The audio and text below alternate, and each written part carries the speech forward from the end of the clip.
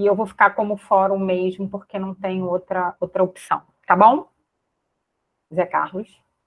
Ok, tudo bem. Boa tarde a todos e todas, né? Obrigado aí pela presença. Estamos aí com uma presença forte da nossa direção colegiada.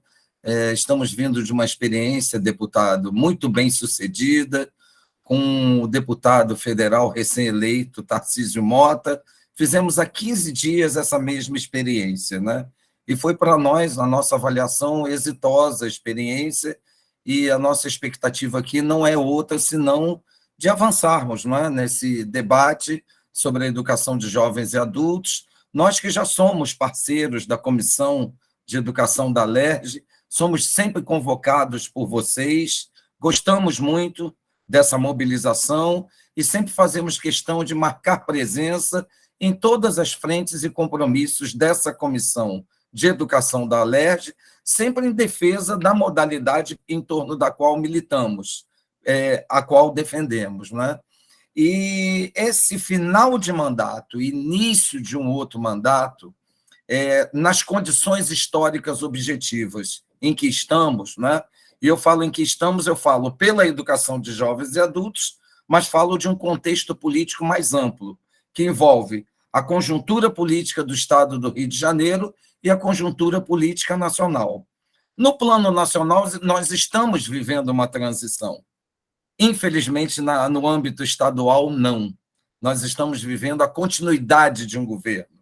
Isso nos preocupa muito, por algumas questões que nós vamos colocar aqui, né, no debate, para depois, lógico que eu preciso ver, Enio, eu não participei da entrada há 1 hora, como é que nós estamos combinados em termos de fala e de tempo. Então, essa ajuda eu vou precisar, tá? Porque, infelizmente, eu não pude estar aqui mais cedo. Mas como é que nós combinamos a divisão do tempo? A gente não combinou, podemos pensar agora um tempo para o deputado, né, se apresentar, falar, Sim.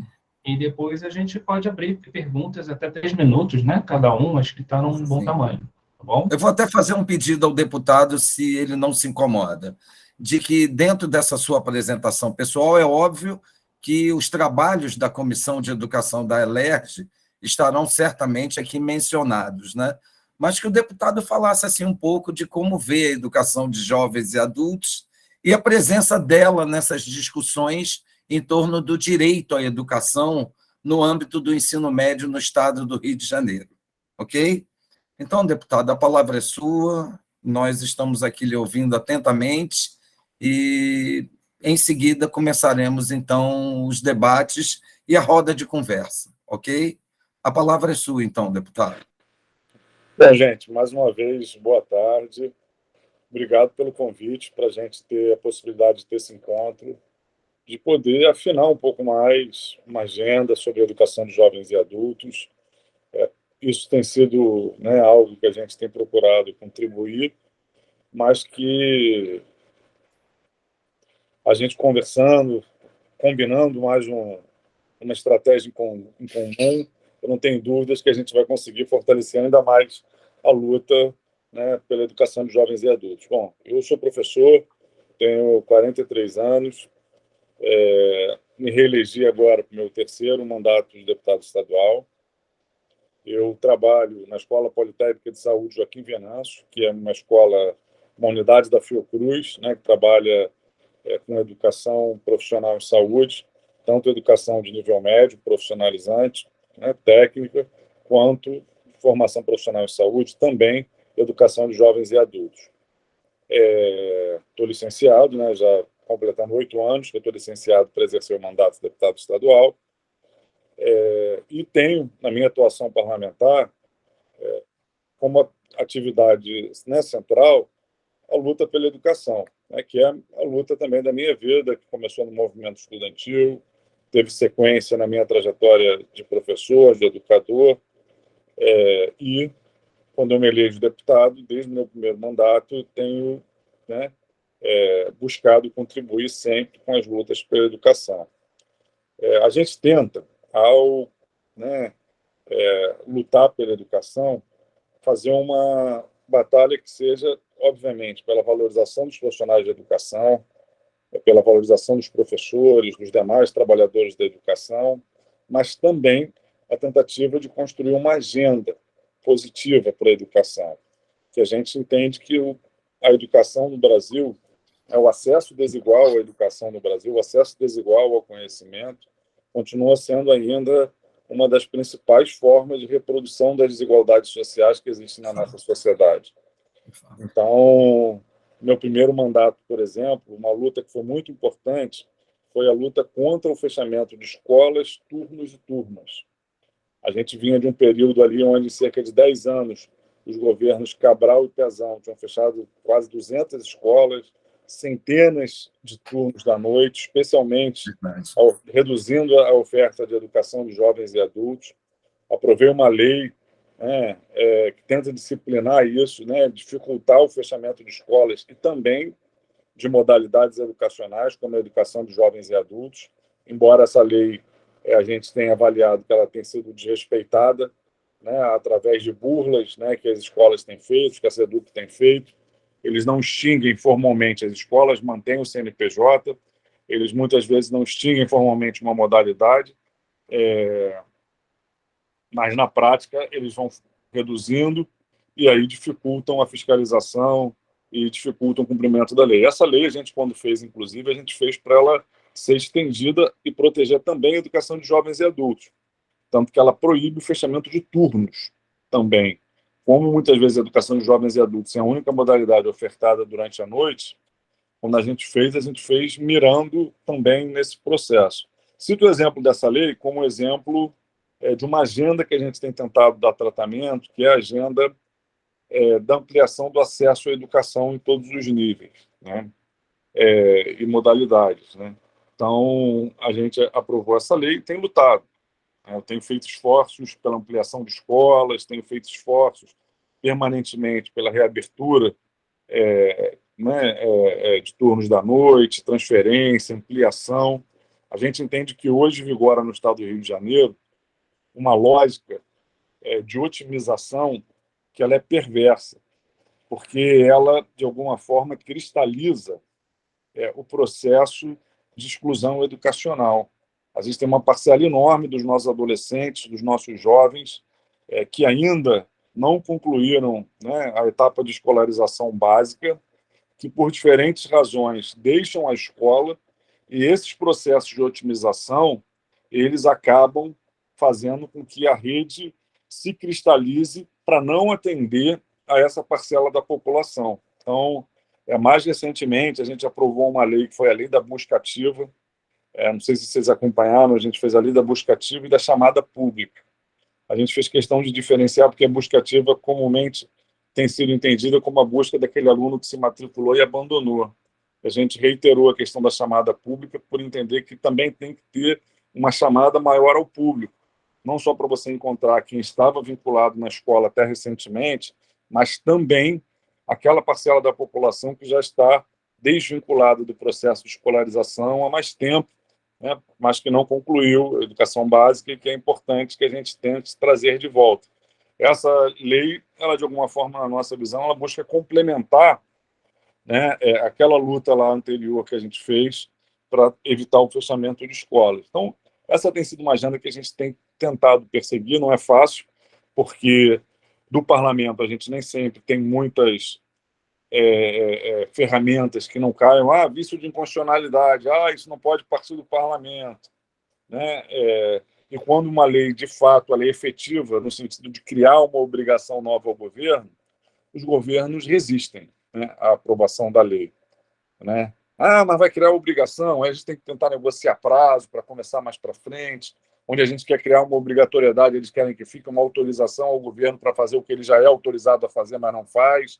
Isso tem sido uma batalha permanente no parlamento. Então, cito essa outra lei só assim, para colocar como esse aspecto da questão do acesso, da conclusão das etapas de escolaridade, que na nossa concepção está diretamente relacionada à educação de jovens e adultos, ela tem uma presença assim, permanente nas lutas que a gente tem feito, na nossa visão. Essas são as duas leis nossas para a educação que a gente entende como mais importantes do ponto de vista né, de pensar as políticas educacionais.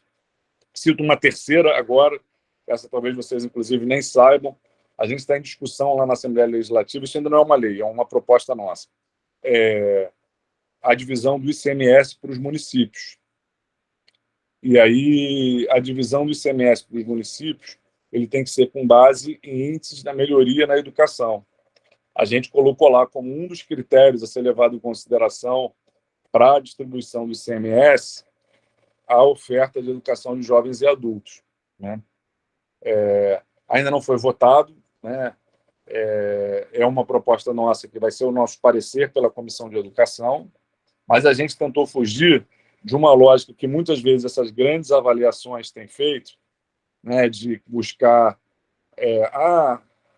resultado no IDEB, índice de reprovação, distorção e idade séria.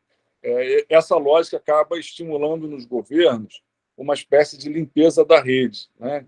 E aí eles vão tentando, né, abrir mão de processos avaliativos, né, empurrar para fora, muitas vezes, alunos que têm uma distorção e idade séria. Então, a gente está tentando contrabalançar isso, pensando critérios de outra maneira e também incluindo entre esses critérios de melhoria da rede a oferta da educação de jovens e adultos, dentre outros, né? O respeito ao piso do magistério, né? A gente tentou fazer uma coisa mais plural, né? Onde nenhum fator vai ser determinante, mas o conjunto de fatores pega aquilo que a gente entende que é fundamental, que vai dar valorização do profissional, a uma rede que esteja aberta a buscar aqueles setores da população que não concluíram a sua etapa de escolarização básica. Então, só estou dando assim, pontuado em algumas lutas que a gente tem travado para partilhar com vocês e me apresentar um pouco melhor, né? Eu sei que, né, vocês acompanham a educação, a gente está na presidência da Comissão de Educação há 4 anos, então, de alguma forma, vocês já conhecem, já viram, mas talvez a gente nunca tenha tido a oportunidade de conversar com um pouco mais de profundidade, como esse encontro de hoje aqui vai nos permitir. Então, eu queria só destacar esse ponto. Outro ponto é que eu faço parte, né, de um coletivo político que muitas vezes tem iniciativas do campo da educação popular, e a gente definiu, enquanto diretriz nossa, e boa parte dos projetos que a gente ajuda a organizar, estimular, são projetos, inclusive, que têm fugido um pouco do caminho do pré-vestibular popular, né? Que, embora a gente ache que seja uma iniciativa importante, que ajuda a ampliar o acesso ao ensino superior, né, nesse sentido de reduzir as desigualdades, né, no campo da educação, a gente tem se focado mais em projetos que peguem alunos numa etapa de escolaridade anterior, segundo segmento do ensino fundamental, né, não são reforço escolar, mas as experiências que a gente tem tido são no sentido de tentar ampliar a formação desses alunos com oficinas, com, né, atividades, de forma permanente, para, de fato, ter um efeito na formação desses alunos, mas nesse sentido de buscar vencer ali onde a gente entende que hoje estão os gargalos da nossa educação, onde está localizado, né, a maior concentração de evasão, né, onde muitas vezes os alunos não conseguem dar essa virada, né, para concluir o ensino fundamental e ingressar no ensino médio. Então, cito isso assim, só como um exemplo de algo que não tem a ver com o meu mandato parlamentar, mas tem a ver com a minha atuação política, com os coletivos, né, dos quais eu faço parte, para partilhar com vocês também um pouco dessa nossa visão, né, mais estratégica sobre a educação. A gente participa de algumas iniciativas de pré-vestibulares populares também, mas a gente tem tentado fomentar especialmente esse outro tipo de experiência como parte aí dessa luta, né, para que a educação popular ela seja um instrumento de mobilização, de ampliação da formação, né, e também de enfrentamento a esses gargalos, né, mais cruéis que a gente tem ainda no processo de escolarização do Brasil. Então é isso. Acho que já me apresentei aí, já falei bastante de algumas ideias, algumas iniciativas. Depois, se alguém tiver alguma questão também para perguntar, a gente pergunta. E quero ouvir vocês aí, que, na verdade, nos convidaram para esse encontro para saber o que vocês nos trazem aí. A gente ficou muito animado, né, com esse encontro, inclusive conversando lá com o Luciano, né, que vocês conhecem, né, que é da nossa equipe, que coordena a Comissão de Educação. Ele até já sugeriu a gente fazer um projeto de lei instituindo uma campanha de escolarização de jovens e adultos, né? Para a gente ter um processo, né, permanente, né, focado nisso. Então, já é uma ideia aí que no bojo da preparação aqui nesse encontro aí a gente começou a conversar e o Luciano chegou a dar essa sugestão. Depois eu vejo exatamente aqui qual foi a proposta que a gente elaborou, mas que já foi aí como parte aí do desafio para esse nosso encontro. Bem, deputado, muito obrigado aí pela abertura dos trabalhos, uma excelente fala, uma excelente apresentação, até porque ao que nós já conhecíamos da sua atuação na Comissão de Educação da LERJ, até anterior ao atual mandato, né? Desde o tempo em que o deputado Conte Bittencourt presidia a comissão, o senhor já lá estava, né? E nós também, pelo Fórum, militando em defesa da educação de jovens e adultos. Bem, agora nós vamos para as perguntas, comentários, e eu vou organizar uma fila, né? Vocês têm aquela mãozinha aqui, nesses símbolos aqui embaixo, é o terceiro da esquerda para a direita. E a gente vai organizar uma fila que já tem uma pessoa inscrita, né? Nossa querida Fabiana Rodrigues. Fabiana, a palavra é sua. Vamos lá? Gente, boa tarde de novo. Eu queria mais uma vez agradecer, dizendo que não é o FERJ que está aqui, eu trabalho no FERJ, eu sou da colegiada do FERJ, a gente pediu à colegiada que pudesse utilizar esse Meet, então eu queria agradecer mais uma vez ao deputado, queria agradecer ao Luciano, um querido, que foi quem possibilitou esse diálogo com o deputado Flávio Serafini, que é um grande parceiro do Fórum Estadual de Educação. A gente tem realizado as nossas plenárias lá na Alerj, então a professora Malvina tem coordenado aí a colegiada.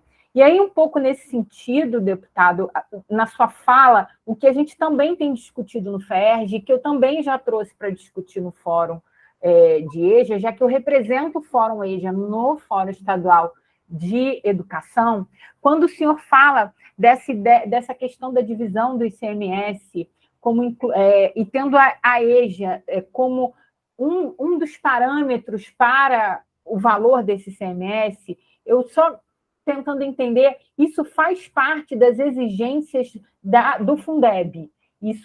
Essa lei, que o Luciano tem nos trazido bastante informação sobre isso, e aí é entender que essa questão do ICMS está ligado, é uma das exigências para contemplar os municípios com o Fundeb. Então, se o senhor consegue, junto com a Comissão de Educação, e essa comissão que está discutindo, que, se eu não me engano, Janaína faz parte, também tem participado dessas discussões, na verdade, essa condicionalidade da EJA, da qualidade, outros parâmetros, torna-se quase que uma forma de tentar obrigar o Estado e as redes a manter a educação de jovens e adultos, porque, senão, não vão receber o ICMS. E se o Estado não legislar sobre isso, é uma exigência para a divisão da verba do Fundeb. Então, esse projeto, só para quem não está, se o senhor puder explicar um pouquinho melhor, é fundamental, vai ter um papel importante para a EJA e para as outras,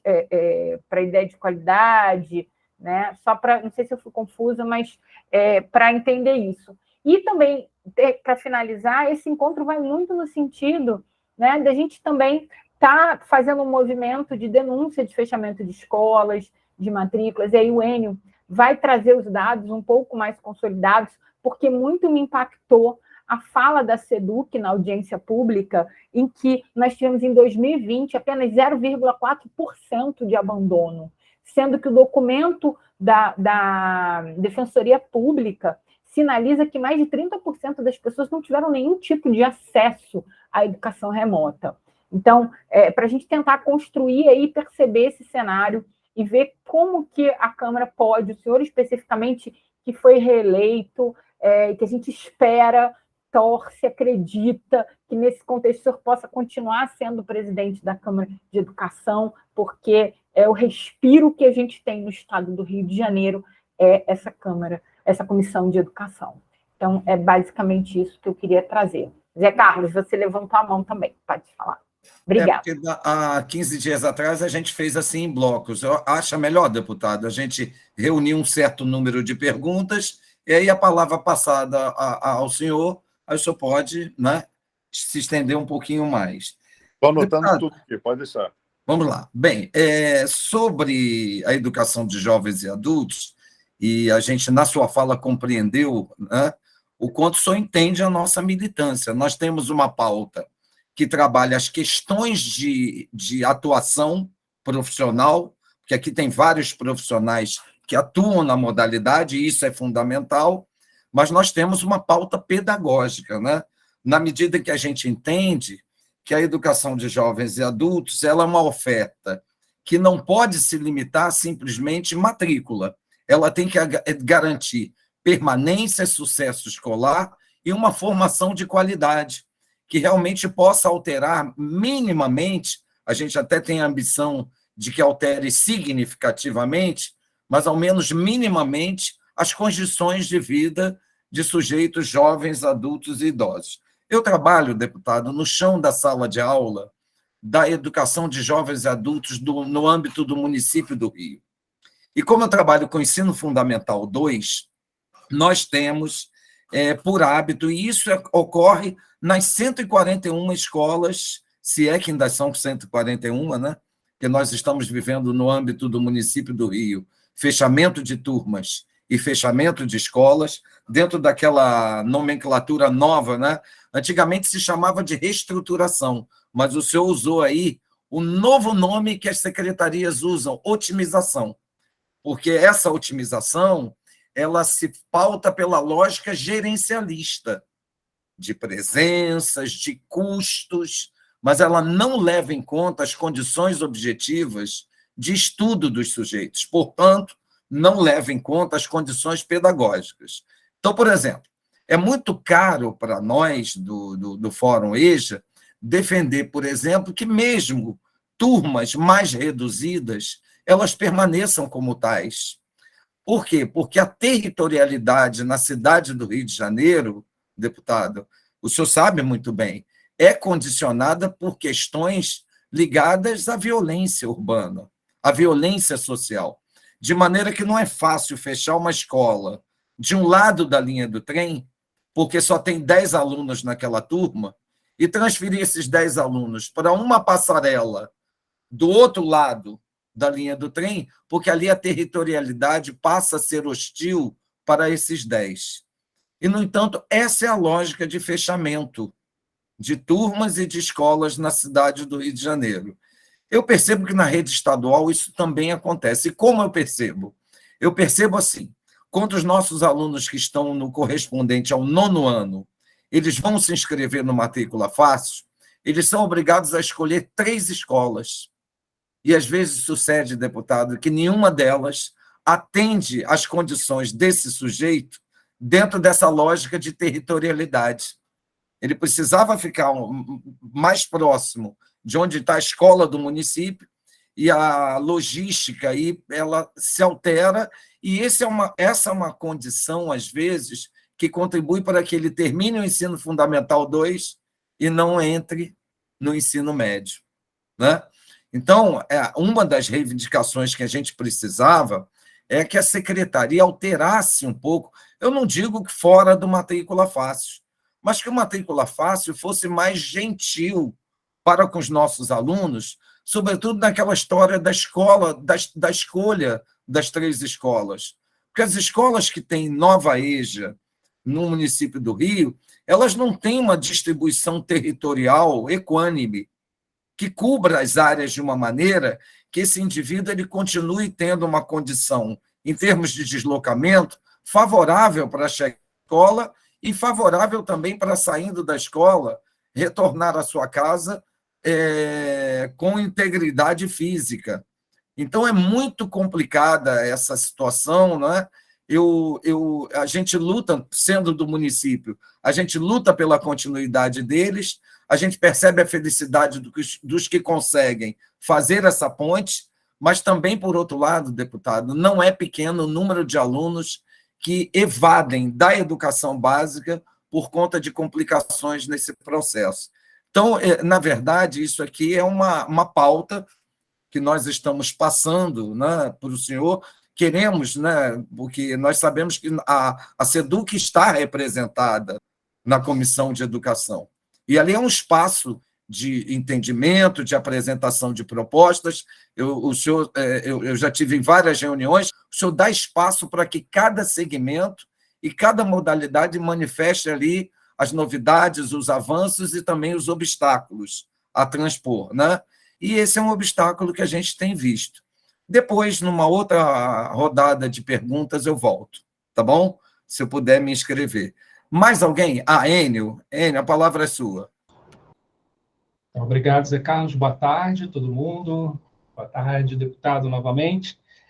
Bom, entre tantas questões que a gente tem para falar e para colocar aqui, obviamente que a gente faz uma seleção, né, deputado, porque são muitas, né? E talvez a gente vá ao longo da conversa, e se não der para hoje, em outros momentos a gente pode ainda voltar a conversar sobre elas. Mas eu queria chamar a atenção para uma coisa, que é um problema que vem, na verdade, se arrastando ao longo dos últimos 12 anos, mais ou menos, né?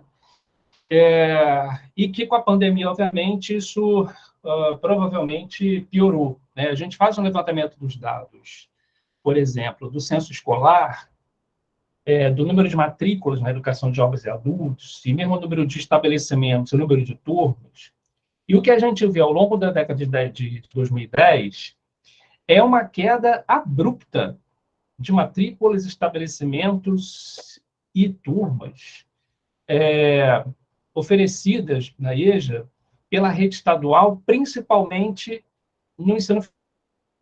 E aí tem uma relação com as redes municipais que eu gostaria de colocar aqui, né? A gente tem centrado muito as nossas análises ultimamente na questão da pandemia, mas eu chamo a atenção de que essa questão ela não vem só com a pandemia, ela vem de muito tempo antes.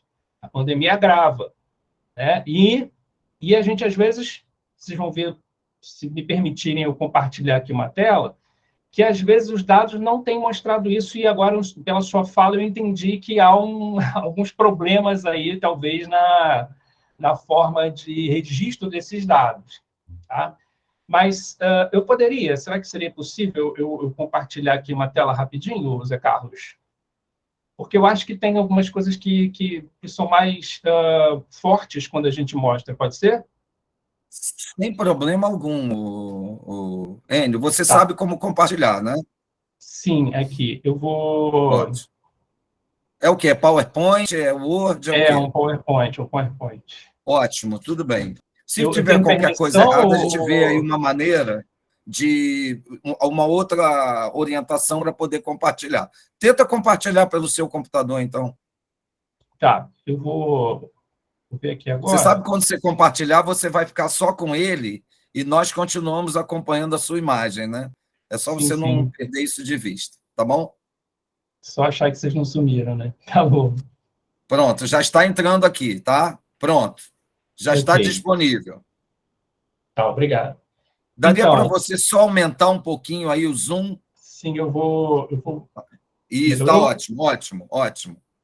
Então, gente, isso é um gráfico que foi feito a partir do número de matrículas no ensino fundamental, tá? Esse é um dado do ensino fundamental, deputado e colegas que estão aqui. Porque eu acho, assim, eu tenho uma certeza, né, de que o nosso grande gargalo na EJA é o ensino fundamental, porque é onde a gente tem a maior demanda.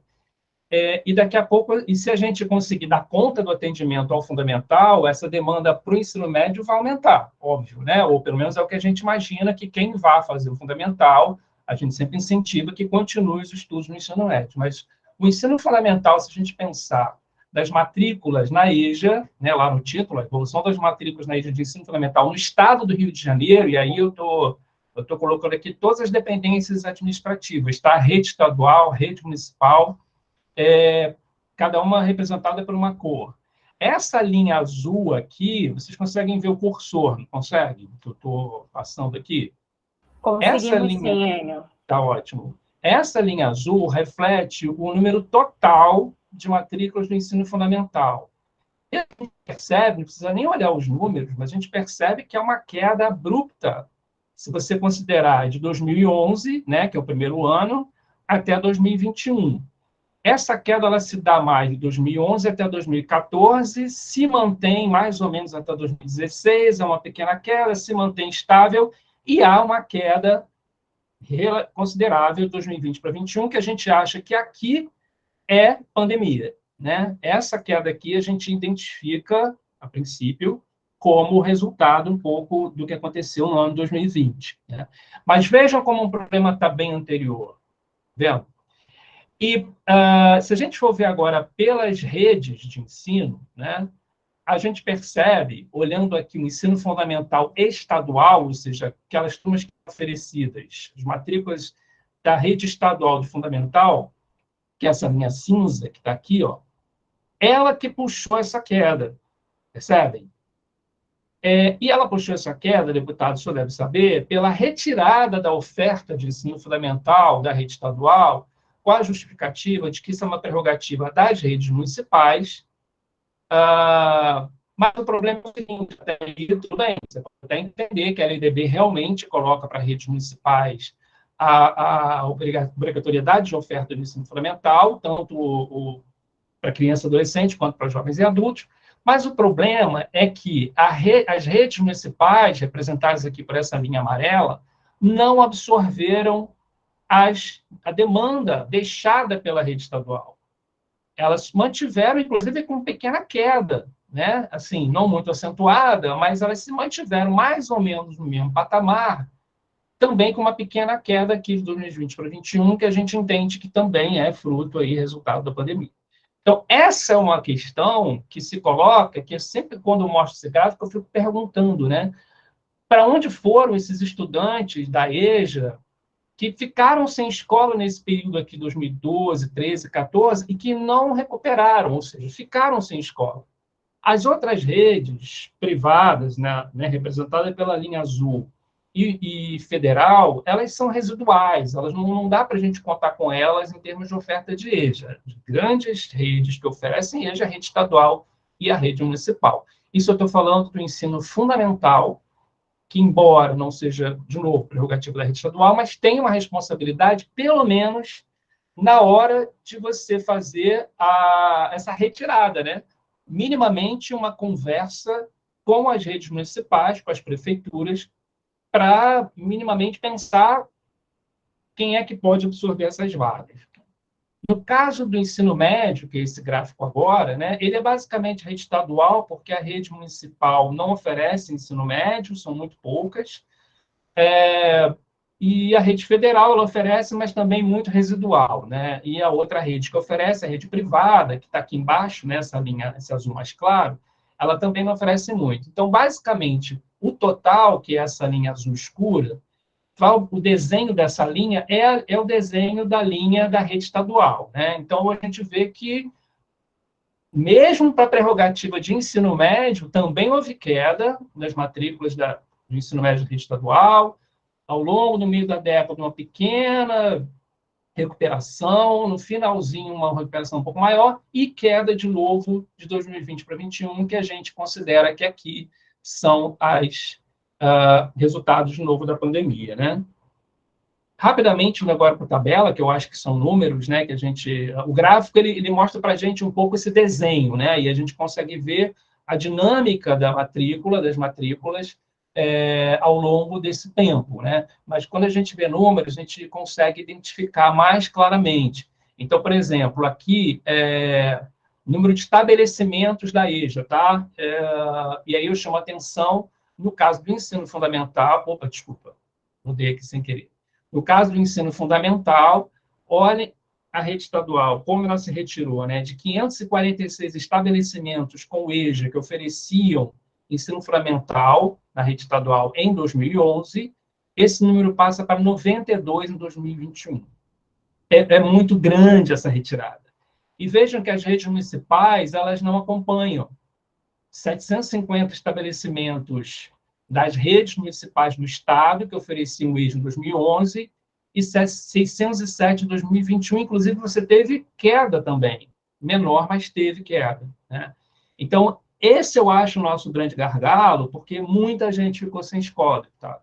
Então, assim, a gente, embora isso esteja lá atrás, é algo que já passou, mas as consequências disso estão até hoje. Né? Que eu acredito que muita gente não voltou e continuam a demandar a escola de EJA. Né? Então, é essa questão aqui que eu queria levantar né, para a gente pensar. No ensino médio, a rede estadual, volto a dizer, se não caiu, aumentou um pouquinho em termos de estabelecimentos, mas também não foi assim uma quantidade considerável. Então, essa questão que eu queria considerar e chamar a atenção também, enquanto eu tiro aqui o compartilhamento, né? Deixa eu só interromper. Dizer que isso a gente tem que ter muito cuidado quando te mostra esses números, porque para algumas pessoas a solução pode ser apontada como novos formatos, outros formatos de EJA. A resolução 01 de 2021 do Conselho Nacional de Educação aponta, por exemplo, além do formato presencial, o formato à distância como um formato possível para a oferta da EJA, né?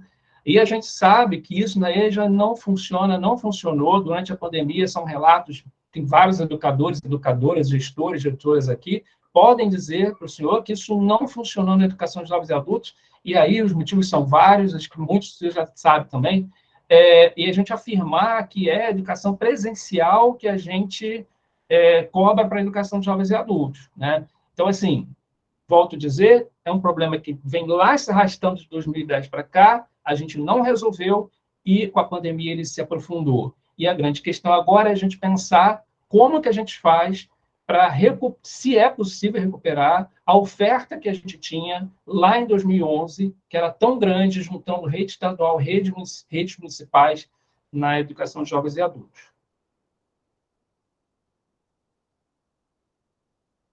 Zé Carlos. Bem, não há inscritos, por enquanto, para uma segunda rodada, mas já há 3 perguntas, né? Então, a gente pode fechar esse bloco de perguntas, esgotar essa discussão, e, na medida do tempo que temos ainda, podemos formar um segundo bloco, ok? Então, deputado, a palavra é sua. Bom, gente,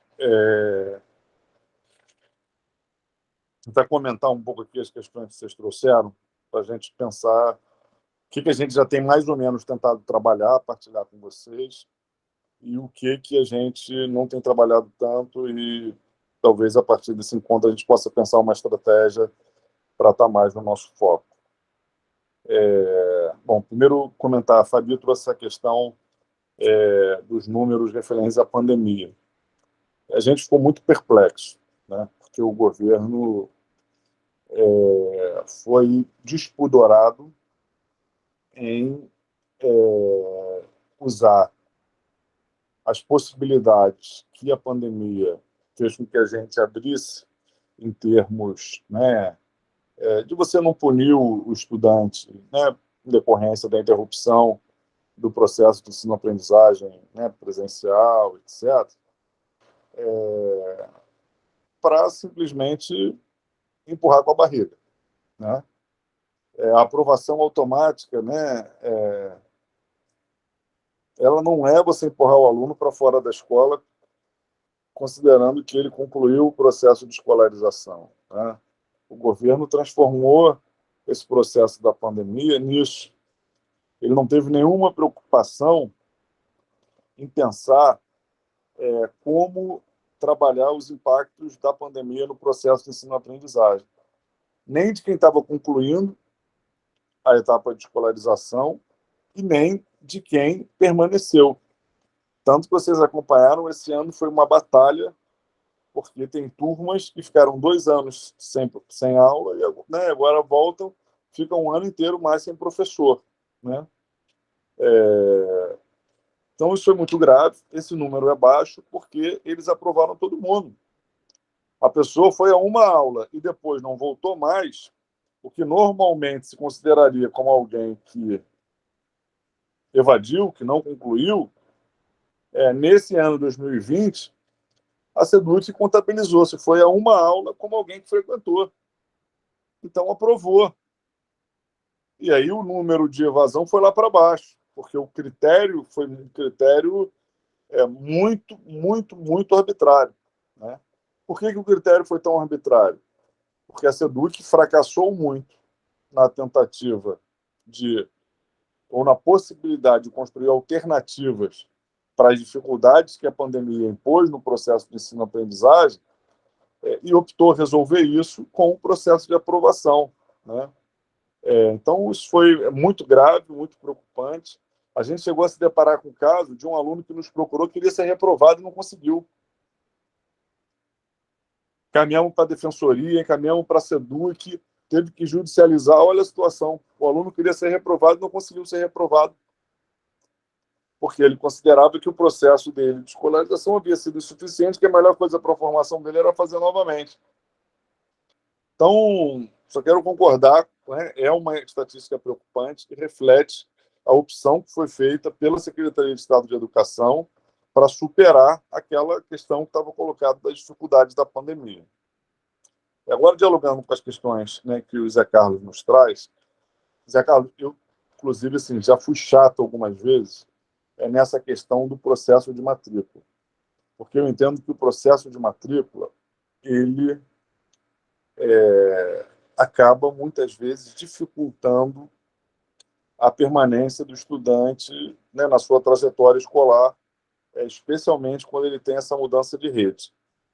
Eu, por exemplo, né, falei, olha, eu acho que o Matrícula Fácil ele é um avanço em termos de impessoalidade na rede, mas ele não pode representar uma dificuldade para aquele aluno que está numa situação tal de vulnerabilidade social que não tem inclusão digital, né? Como muitas vezes a gente entende que acontece. Então, a gente, né, defendeu que as escolas fizessem matrícula também presencialmente. Aí fica sempre uma disputa. Não, mas no balcão é um retrocesso, porque antes você tinha primeiro matrícula fácil e depois a matrícula no balcão de forma complementar. Não pode voltar. Então as escolas vão matricular quem for lá na escola para se matricular porque não tem. Aí não funciona direito, as escolas não têm funcionário. Aí a gente fala, tem que botar funcionário nas escolas. Então, tem sido uma batalha muito difícil essa questão do processo de matrícula, que a gente entende que é problemático, sim. Eu cheguei a pensar, de orelhada, queria até partilhar isso com vocês, conversei com poucas pessoas sobre isso. Uma das pessoas que eu conversei foi o ex-deputado estadual Rubens Bontempo, que é o atual prefeito de Petrópolis. Eu cheguei a sugerir a ele que a gente fizesse um projeto piloto, procurasse a Secretaria de Educação, quando ele estava prestes a assumir a prefeitura de Petrópolis, onde a gente fizesse um processo de matrícula automático nessa mudança de rede. Quem é de tal escola municipal vai para tal escola estadual, como pré-matrícula. Se não contemplasse o estudante, ele teria um outro momento para dizer, não quero ir para essa escola, quero ir para outra.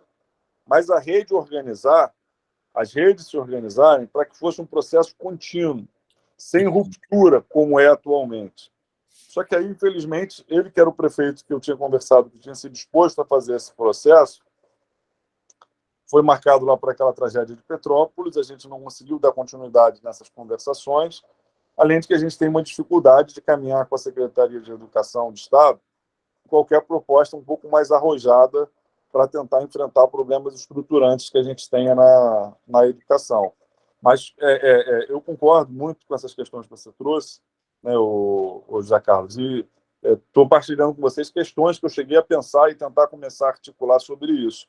Eu pensei em pegar Petrópolis, de repente mais um ou outro município, que fossem piloto num teste desse, né, onde abrisse um processo de matrícula automática de um ano para o outro, para os alunos que estivessem concluindo o ensino fundamental ou o primeiro segmento do ensino fundamental, onde houvesse oferta do segundo segmento da rede estadual, para tentar ver se, de fato, a gente neutralizando as dificuldades do processo de matrícula, a gente poderia ajudar também para neutralizar esse processo de continuidade na escolaridade. Isso valeria tanto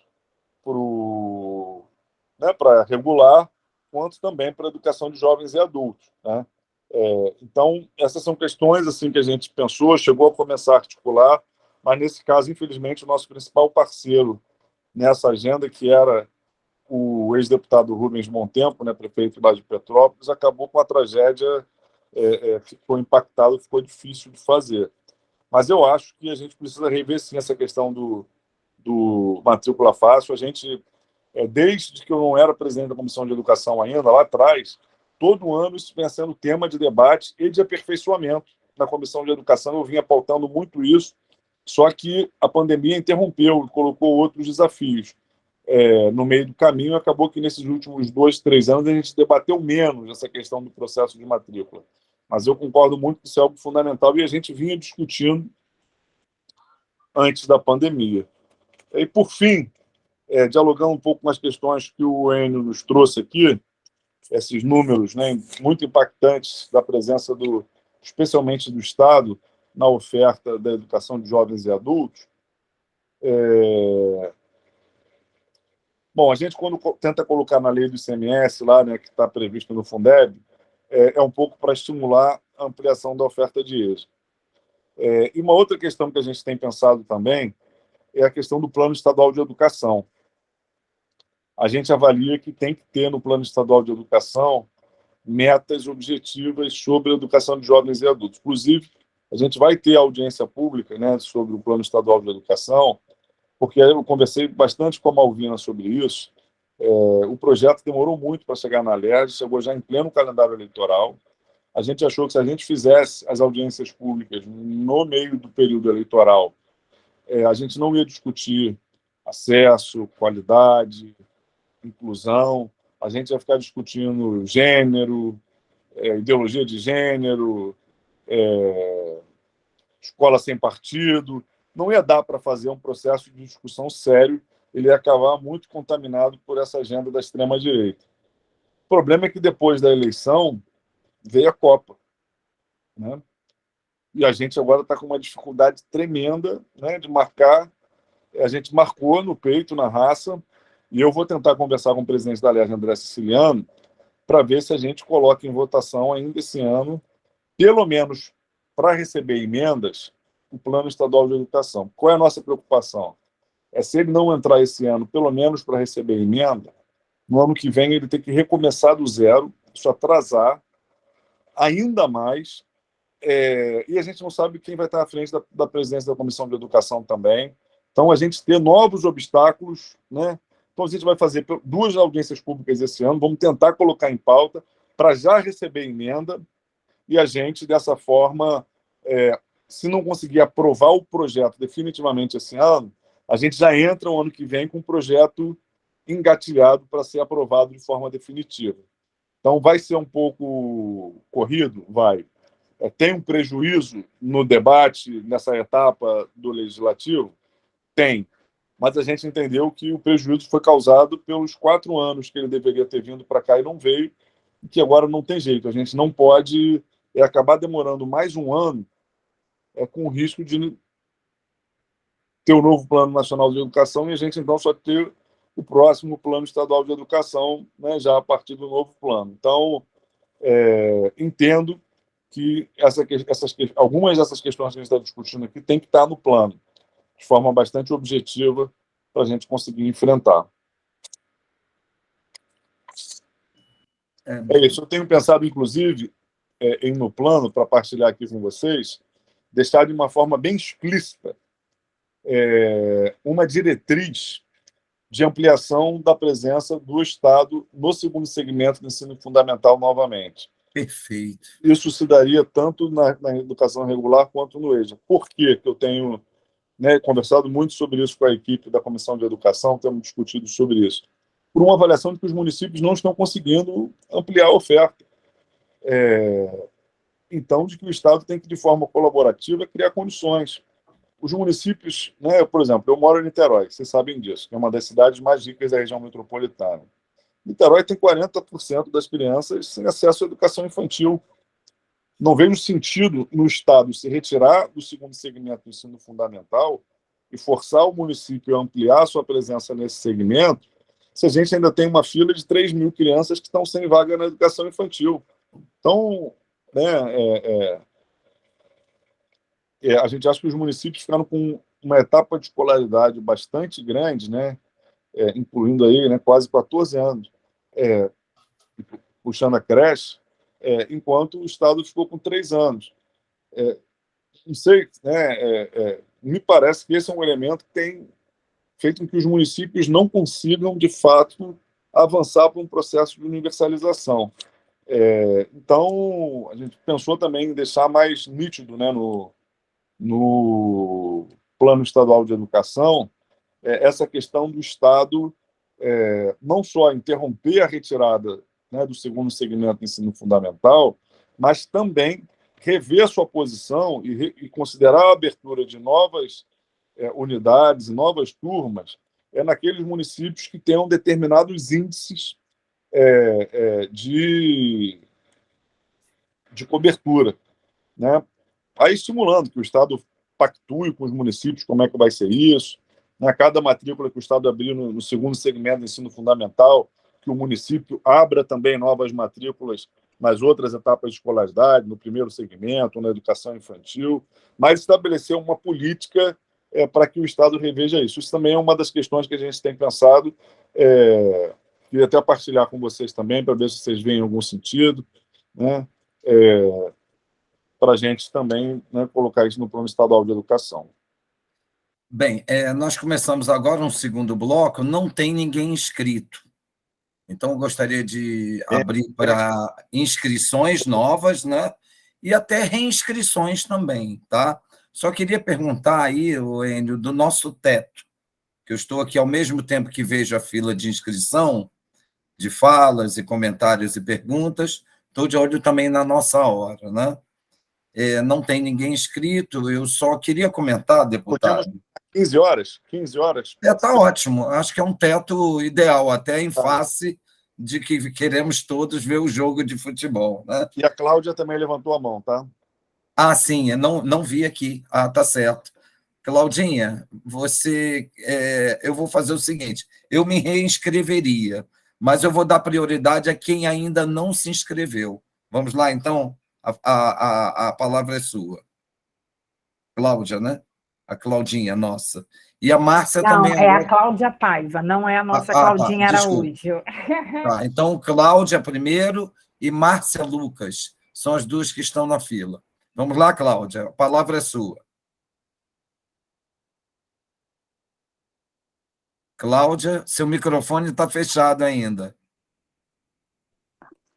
Desculpa, boa tarde. Eu sou Boa Cláudia tarde. Paiva, da Comissão da Coordenação da Capital do CEP.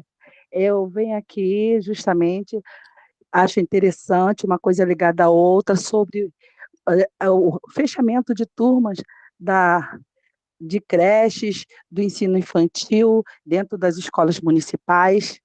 Então, essas pessoas que são responsáveis por essas crianças, que não estão conseguindo matricular essas crianças, pessoas essas que às vezes são avós, são tias, são mães, que estão ligadas ao EJA diurno, estão também atrapalhando essas pessoas de levarem o ensino, a educação de jovens e adultos à frente, porque é do interesse de uma dona de casa, se preparar, estudar até para melhorar os ganhos no trabalho, arrumar uma posição melhor de emprego.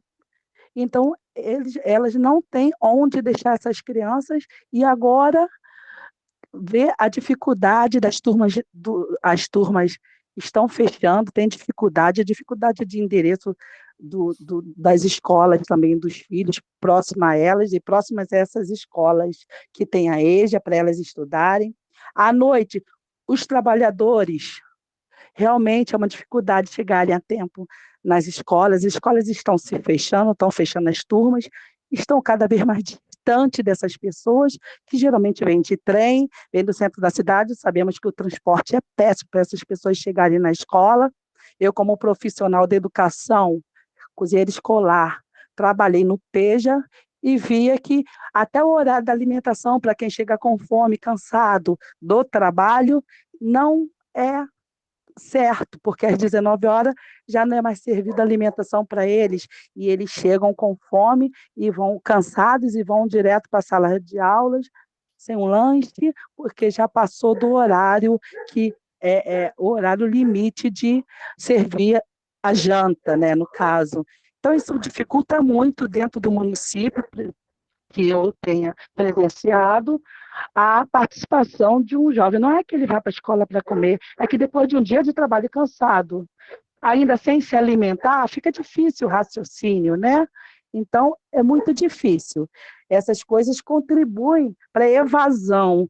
E nessas comunidades, há pouco divulgação da existência da EJA nas comunidades e nas escolas aos arredores. Pouca divulgação, nós trabalhamos com divulgação através de panfletos, cartazes, eu não sei como seria isso, então, assim como nós fizemos um material interno, há de ser feito algo externo nas comunidades para que a população saiba da existência da EJA e saiba também como é importante. Temos que instruir a população. Há alguns casos, o CEP escreve cartas à população, escreve cartas, no caso das crianças, a gente vem escrevendo cartas aos responsáveis, então nós temos que trabalhar não só interno, não é algo que fique para dentro da escola, tem que ser algo que vá afora da escola. Vamos nos preparar para que nós trabalhemos para que a população saiba o que ela está perdendo e saiba a importância da EJA dentro da escola, dentro das comunidades, e esse é o problema também das comunidades. É necessário, não podemos deixar fechar as EJA dentro da comunidade, porque é impossível, por exemplo, uma pessoa que mora na Vila Vintém estudar na EJA de uma comunidade que é contra o movimento da Vila Vintém. É perigoso.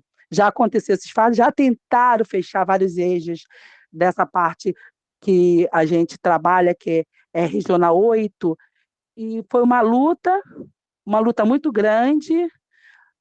Ainda estamos com poucos alunos e parece que tentam abafar não fazendo divulgações, e as pessoas vê quando tem um trocadinho, vai lá pagar o particular, o EJA particular, mas não sabe que tem um EJA público próximo à sua casa. Isso daí eu acho que tem que ser feito algo além dos muros da escola, algo para a comunidade, botar a comunidade para participar disso tudo, para participar, dar uns informativos à comunidade.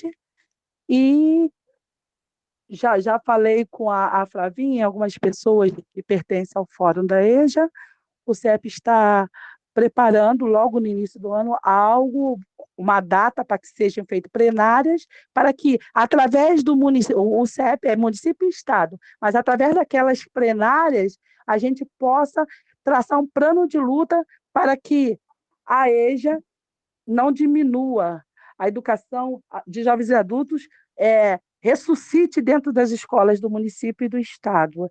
Então, estou aqui propondo que no futuro vocês vejam uma data logo no início do ano, no início de fevereiro, uma data que todos possam, porque nós somos trabalhadores da educação, principalmente professor, vejam uma data mais certa para que a gente venha discutir junto com o fórum e todos os seus representantes, participantes e os professores da EJA,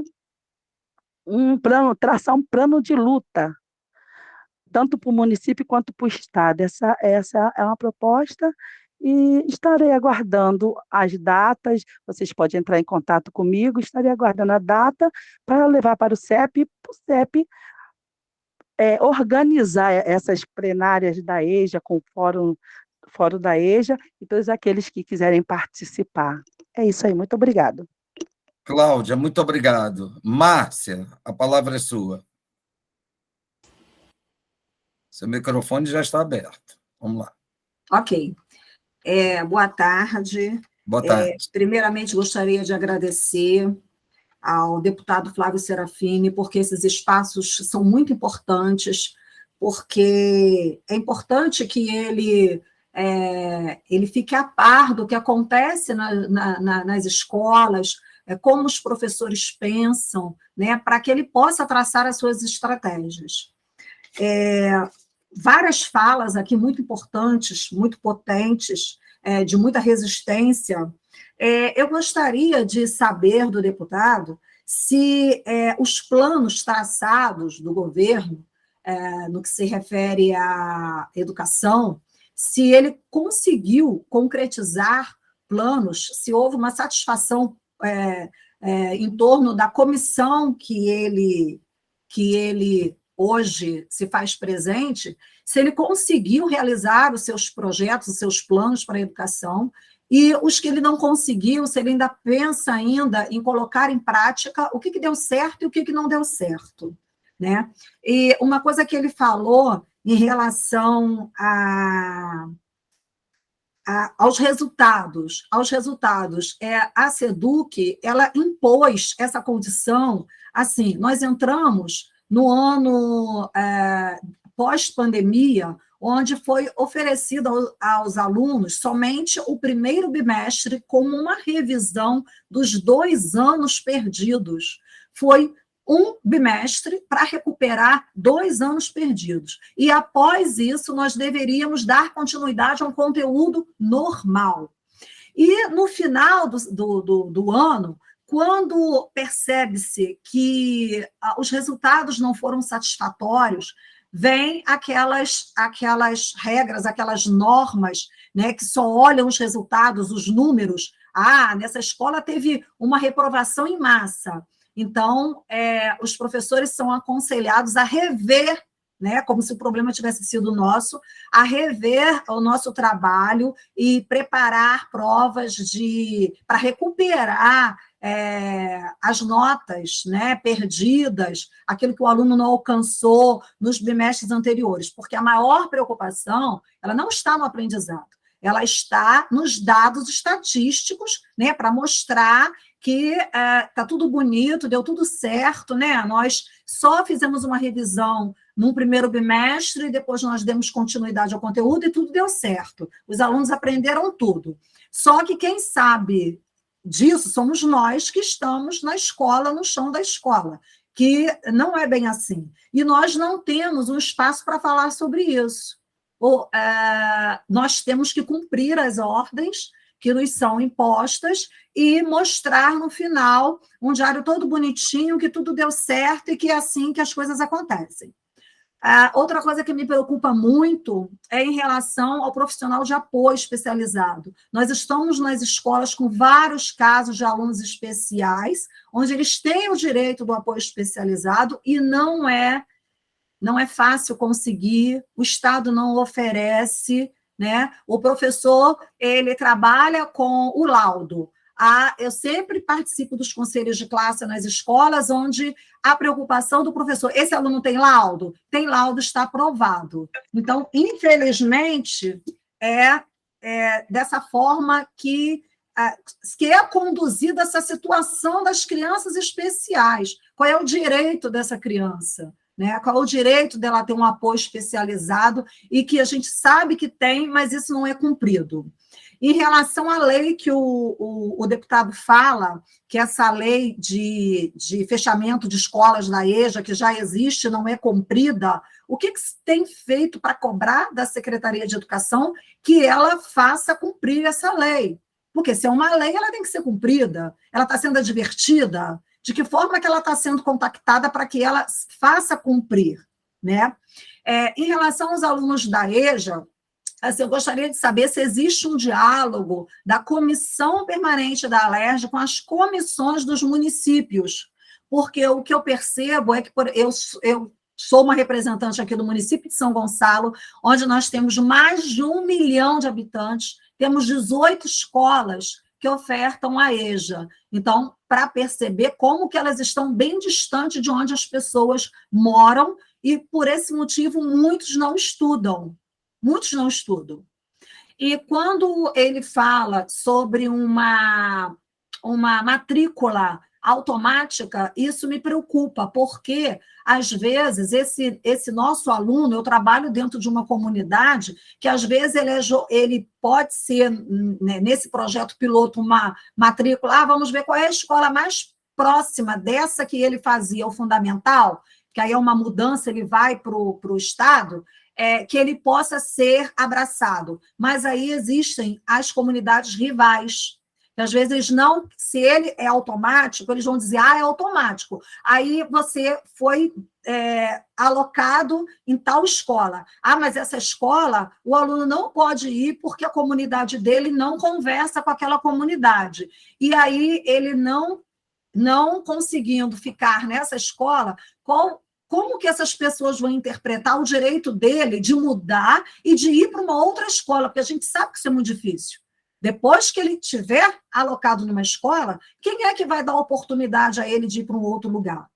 Essa matrícula fácil, que não é tão fácil assim, né? Como muitos colegas já falaram aqui, eles não têm o aparelho digital e eles não têm o conhecimento. Eu trabalho com alunos do 9º ano da EJA. Todo ano eu tenho que sentar na escola, na secretaria e ajudar meus alunos a fazer, porque eles não entendem o sistema, eles não têm internet em casa que consiga fazer essa matrícula, e eles ficam no desespero que vão perder a vaga, eles não vão conseguir se matricular.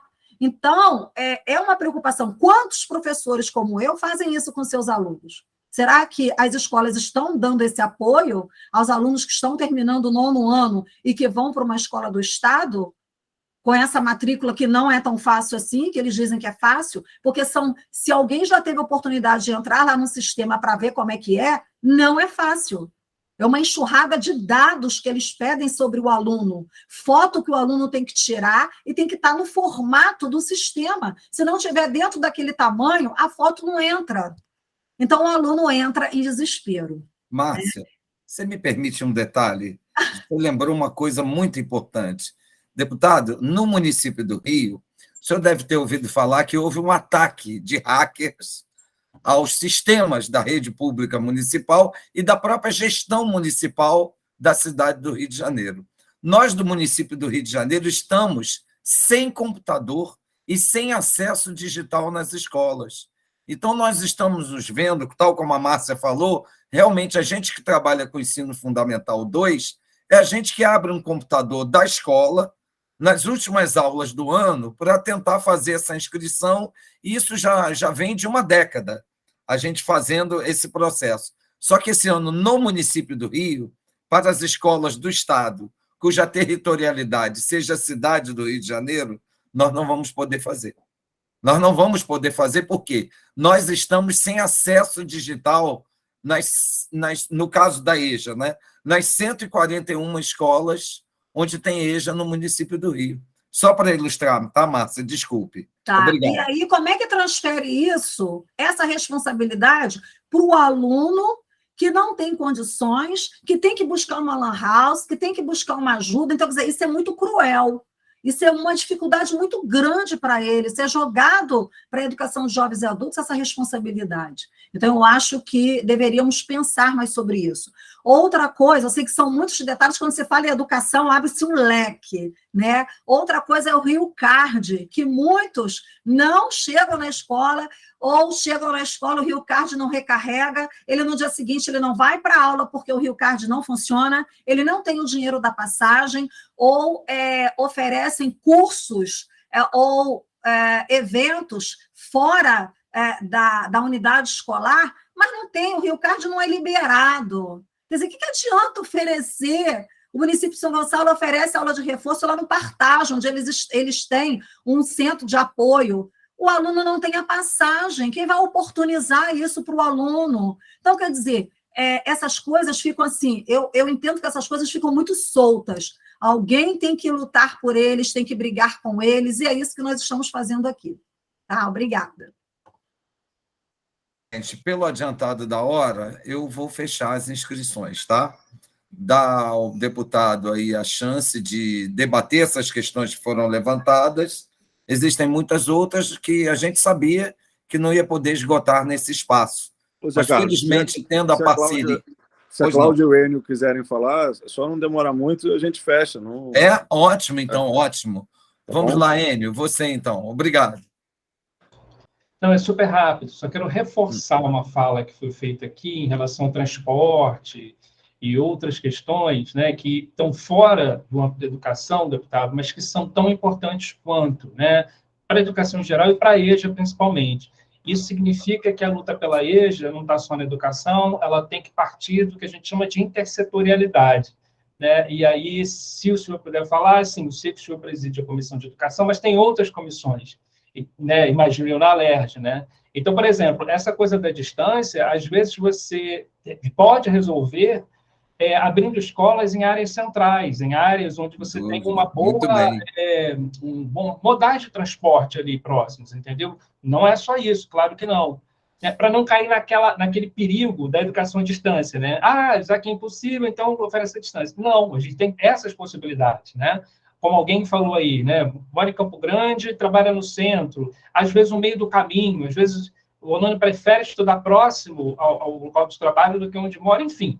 É preciso pensar intersetorialmente, né? E eu acho que o governo tem condições para isso, é questão de vontade política, talvez, mas seria importante também que a Comissão de Educação pudesse, enfim, ter um olhar para isso também. É isso. Obrigado, Enio, pela compreensão, tá? Cláudia, vamos lá? Seu microfone está fechado, Cláudia.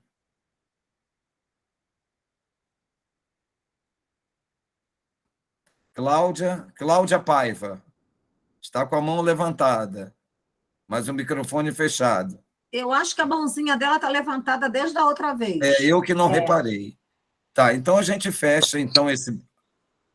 Assim, então a gente fecha agora esse bloco. E aí eu queria aproveitar, deputado, já aproveitando a sua fala, que o senhor então já engrenasse nas considerações finais, tá bom? Já agradecendo imensamente, né? Assim, ainda que com essa rapidez, já foi rico o debate, né? E ainda temos muito mais questões, deputado, certamente, né?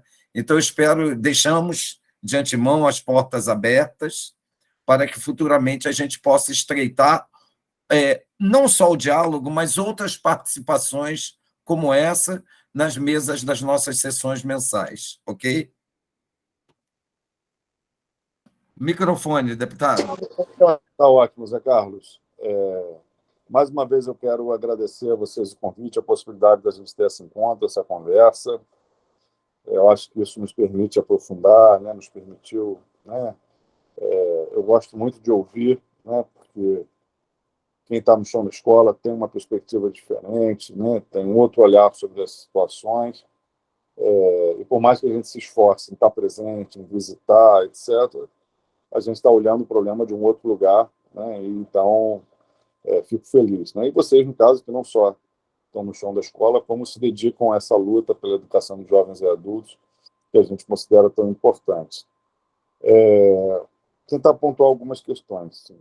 Primeiro, eu tenho colocado já há alguns anos, aqui no estado do Rio de Janeiro, que a gente tem um problema crônico no nosso estado, que a Secretaria de Educação ela não é uma Secretaria de Estado de Educação no sentido pleno. Ela é uma gestora de rede. Ela dialoga pouco com os municípios, ela não pensa esses aspectos, né, do acesso à educação de forma mais estruturante, das dificuldades, né, que a gente tem históricas. É uma tentativa ali de ir gerindo, aumentou pedido por vaga em tal lugar, então coloca.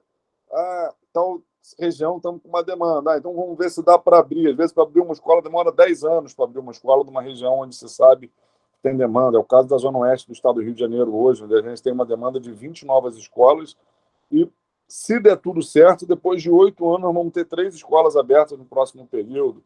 É tudo muito difícil, né, no estado do Rio de Janeiro. E a descontinuidade é uma marca. Agora, curiosamente, a gente tem um secretário que está se tornando longevo, que é um secretário que não entende de educação. Aí a gente negocia com a secretaria, tenta explicar, né? O secretário até ouve, mas não sei se escuta, porque as coisas realmente não caminham, né? Então, assim, a gente tem dificuldades, né, muito grandes no estado. Vocês sabem que hoje o estado do Rio de Janeiro paga o pior salário entre todas as redes estaduais do Brasil. Então, essa questão da valorização do profissional ela é uma questão que está sempre na nossa agenda. Vamos lutar pelo valor do auxílio alimentação. Vamos lutar para a sobra do Fundeb virar um abono. Aí agora as pessoas querem o abono do Fundeb, mas a gente tenta falar, não, o importante é o piso. A gente lutou para que tivesse abono naquele ano porque teve sobra. Mas a nossa luta tem que ser pelo piso, porque a luta não pode ser para o professor ganhar abono se sobrar. A luta tem que ser para que o professor seja valorizado. Então, essas questões elas estão sempre atravessando a nossa agenda e são importantes, porque, na verdade, o profissional de educação mal pago tem que aumentar a carga horária, tem que buscar outras redes. Isso tem um impacto tremendamente negativo na educação como um todo, além de que a gente é contra, né, a exploração de qualquer trabalhador, obviamente também do trabalhador da educação, que nós também somos.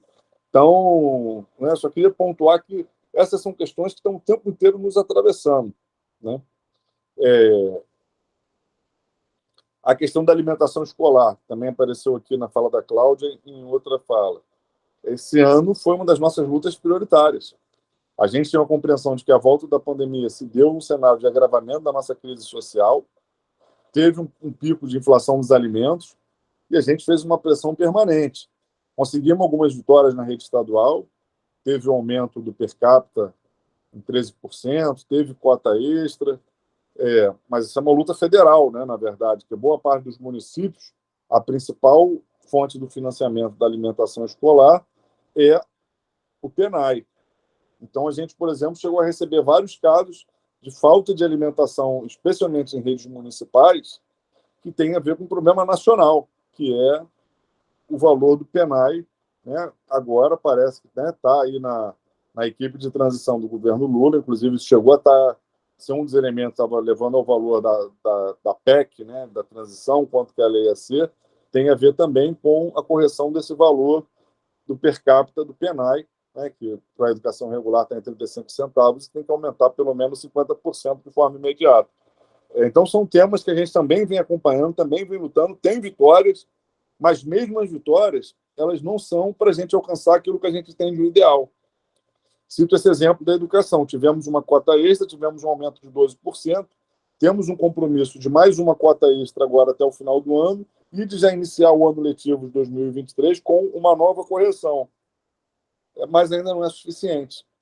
A gente continua visitando a escola e vendo que, em alguns casos, tem que cortar a fruta da sobremesa, tem que fazer a substituição do cardápio, né? O estrogonofezinho que a Seduc bota lá no cardápio tem que ser substituído, moelinha com batata, né? Então, não é fácil, né? Mas a gente tem conseguido aí algumas conquistas, atuando sempre junto com o CEP, com a Associação de Diretores, né? Com os grêmios estudantis, com diferentes atores que têm luta sobre isso, né? Então, a gente persiste. O que a gente não consegue, a gente persiste. Sobre essa questão da lei que a gente aprovou, a lei está em vigor. Quando a gente recebe uma informação de que ela não está sendo respeitada, a gente notifica a SEDUC e notifica o Ministério Público imediatamente. Boa parte das vezes a gente consegue alterar a situação, né? Mas muitas vezes o problema não chega para a gente. A gente já fez material informando nas escolas que a lei está em vigor. Então é muito importante que as pessoas saibam que existe uma lei que cria essa restrição. A escola não pode ser fechada sem consulta prévia à comunidade, sem informação ao Conselho Estadual de Educação. Turnos também não podem ser fechados sem cumprir esses requisitos, então isso inclui, né, muitas vezes a questão do EJA, e a gente, então, acompanha permanentemente, e quando chega até a nossa ciência, né, as situações a gente geralmente tem conseguido reverter. Bom, se há diálogo da comissão com os municípios, a gente tem tentado, né? A gente tem tentado, embora a gente não tenha uma competência diretamente sobre isso. A gente tem tentado estabelecer essas relações, essas conexões, especialmente os profissionais de educação nos procuram e a gente tem tentado contribuir com os profissionais de educação. Muitas vezes acionando a Justiça, acionando o Ministério Público, outras buscando uma interlocução com as secretarias. Como a gente não tem uma competência, né, sobre os sistemas municipais de ensino, é uma contribuição que se dá muito mais no campo da política, né? Quando a gente tenta, então, fazer esse diálogo. E boa parte das comissões de educação dos municípios são muito inertes, porque são diferente da capital, né, onde você tem uma pluralidade política mais bem representada. Na maioria dos municípios do estado só tem governo, um ou outro da oposição, ou dá sorte do cara ser da educação e pegar a comissão de educação, ou a comissão de educação é de um governista, e aí ele não quer trazer a situação para fora, mas a gente acompanha muitos casos, né? Eu estive em Búzios, em Mesquita, em Niterói, né? Em várias cidades do estado, acompanhando questões que dizem respeito às redes municipais, e na maioria delas a gente conseguiu contribuir com as lutas desses locais, né? A Márcia levantou uma questão da preocupação com o processo de matrícula automática. A gente também tem essa preocupação, Márcia, por isso que a nossa proposta nunca foi aprovar diretamente uma lei sobre isso, e sim tentar estabelecer um processo de construção, porque tem que ter esse cuidado, né? Aqui na região metropolitana, por exemplo, tem essa questão da violência urbana, que demarca que cada território, né, muitas vezes, né, atravessou a rua, atravessou a linha de trem, o cara não pode. Então, a gente sabe disso, por isso que a nossa proposta era tentar iniciar um processo com cidades piloto, onde esses critérios fossem sendo levados em consideração. Mas, sobre isso, a gente tem conseguido avançar numa sensibilidade, por exemplo. Aqui no estado do Rio de Janeiro, o governo aprovou uma portaria, publicou uma portaria que regulamenta o fechamento de turmas, quando tem que haver transferência de uma escola para outra, etc. Né? Um dos critérios que é levado em consideração é essa questão da violência urbana. Sempre que a gente recebe uma denúncia de que uma escola está fechando, uma turma, né, ou alguma modalidade, e está transferindo para outra, e tem esse problema da violência urbana, todas as vezes que isso chegou até a gente conseguiu reverter, né? Onde a questão da violência urbana era uma questão presente. Então, isso tem sido levado em consideração e exatamente para que situações como essa, porque essa não é a única, sejam levadas em consideração, que a nossa proposta para avançar nesse processo de uma matrícula, né, de uma pré-matrícula automática, onde o aluno teria só que confirmar ou pedir para trocar, né, teria que ser um sistema aperfeiçoado, era uma proposta que se inicie com cidades piloto, para que o procedimento seja aperfeiçoado. Além disso, hoje a gente tem na rede estadual diferentes tipos de escola, e muitas vezes o aluno escolhe, né? Então a gente também tem que ter cuidado para que esse processo, se ele caminhar, eu entendo que ele pode ser importante para reduzir a distância entre as redes, ele não tire do aluno o direito de escolha, né? Que é tão importante quanto a facilidade na matrícula, é o estudante estar numa escola com a qual ele se identifica, que ele quer cursar, etc. Então, isso tem que ser pensado, né, de forma cuidadosa. Com relação ao transporte, é uma luta permanente. A gente conseguiu recentemente aprovar uma lei para estender o RioCard, né, o passe livre aos estudantes dos cursos subsequentes. São estudantes, inclusive, muitas vezes com um perfil muito semelhante ao do EJA, né? Jovens, trabalhadores, que querem entrar no mundo do trabalho. Estamos numa batalha agora, porque estão criando dificuldades, está em vigor a lei. Agora, quem está criando dificuldade é a RioCard, né? Que luta sempre para boicotar o direito ao passe livre, dentre outras razões, porque eles consideram que o valor que eles recebem pela gratuidade é um valor que está defasado, que é R$1 por estudante. Então, tem uma batalha permanente, a gente está acompanhando sempre de perto. No ano passado, eu cheguei a fazer uma representação ao Ministério Público, antes do início do ano letivo, para evitar os problemas iniciais. Então, a gente, junto com o Ministério Público, acompanhou de perto, e acabou que esse ano foi um ano que teve menos problemas na emissão do RioCard no início do ano do que vinha acontecendo nos outros anos. Mas é uma batalha permanente, porque aí teve menos problema esse ano, no ano que vem já pode ser o caos de novo. É sempre um incógnita, uma dificuldade. Está em curso agora uma licitação para reorganizar esse processo de bilhetagem, né, no Estado. Então, a gente está acompanhando de perto. O Enio falou, olha, a questão do transporte é muito importante, a gente concorda, tem acompanhado de perto não só o RioCard, mas temos acompanhado de perto também situações onde o RioCard não é suficiente. Cito o exemplo de Búzios, onde a gente está lutando para que tenha transporte escolar no município, porque o município extinguiu as linhas municipais de ônibus, não tem mais linha municipal, então o aluno que mora em determinados bairros não tem como ir para a escola, tem que andar quilômetros. Então nós estamos lutando para que mesmo em áreas urbanas de Búzios você tenha o transporte escolar nos moldes do transporte rural, porque senão as crianças não conseguem ir para a escola, tem que pagar a van, porque não conseguem ter acesso, né? Então, estamos um pouco nessa agenda, né? Eu queria pedir para vocês, para concluir, ajuda para a gente pensar em termos de texto para o Plano Estadual de Educação. O que vocês acham importante, né? Porque a gente precisa se preparar, trabalhar logo nisso, né? E aí, podia marcar uma reunião com o Luciano, pensar, ver o que já está lá na proposta encaminhada pelo governo, o que vocês acham importante complementar, para a gente já fazer essas emendas e lutar para que elas estejam presentes no plano. A gente sabe que a luta pela educação é um processo continuado, né? Não tem milagre, infelizmente, ainda mais no nosso país, onde a gente dificilmente tem planos, né, estruturantes para enfrentar os problemas que a gente tem na nossa educação. Infelizmente, né, a crise da educação permanente ela é um instrumento de reprodução das desigualdades, e a gente tem que seguir lutando.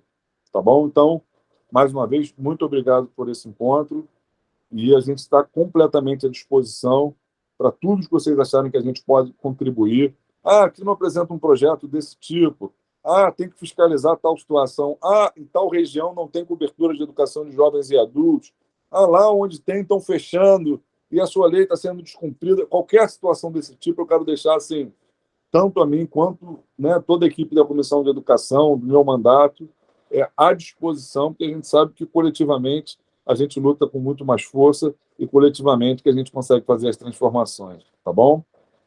Bem, deputado, muito obrigado pela sua presença, pela sua disponibilidade e pelas respostas que o senhor pacientemente deu a cada um de nós, sobretudo nos ouvindo, porque, como o senhor pôde ver, existem questões que foram colocadas aqui, e tem muitas outras.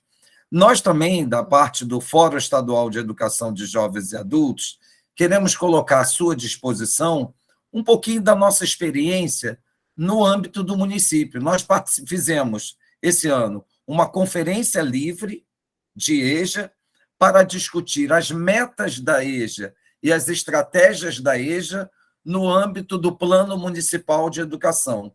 E ali foi curioso, porque como não houve presença de quem discutisse o ensino médio na conferência municipal, acabou que a meta 3 do ensino médio caiu na nossa sala. E a gente acabou discutindo a meta 3, junto com as metas 8, 9 e 10, que são especificamente da EJA. E ali, como era uma conferência municipal de educação, que tinha que reunir também as escolas do ensino médio estaduais no âmbito do território do Rio de Janeiro, foi possível, uma interlocução que nos acumulou algumas discussões e algumas questões. Eu vou anunciar rapidamente para a gente não se prolongar, mas nós estamos preocupados também, deputado, com a precarização do trabalho, que tem feito com que essa uberização das entregas faça com que o nosso aluno, pegando menos trânsito com bicicleta e moto, ele queira dispor do turno da noite para fazer parte de suas entregas. E isso faz com que ele evada da sala de aula. E eu andei fazendo uma experiência no ensino fundamental. E, assim, muito incipiente, isso precisa ganhar mais cientificidade. Mas o aluno faltava, deputado, a aula da noite, das 6 às 9h30, no município, para ganhar R$100, R$150 em entregas. E eu fiquei pensando, por que o Estado, por que o município do Rio não pode dar um benefício num valor próximo ou até maior, ainda que seja pequeno, que dispute esse aluno? Porque a gente precisa disputar esse aluno, né? Então, foi uma das estratégias novas que nós acrescentamos para garantir, ou pelo menos estimular, a permanência desse aluno em sala de aula, ainda que seja, como o senhor falou, um valor irrisório e muito longe daquilo que ele merece como ser humano sujeito da dignidade e da cidadania, né? Então, isso apenas colore o quanto nós queremos ser parceiros do seu mandato, queremos mais interlocução, por isso nos adaptamos à sua agenda. O senhor deve ter percebido isso, que era importante ouvi-lo e conversar com o senhor justamente por causa disso. e que a gente possa, ao longo do ano de 2023, deputado, lutar juntos, porque a luta da educação, a luta da EJA, ela se insere numa luta maior, que é a luta da educação.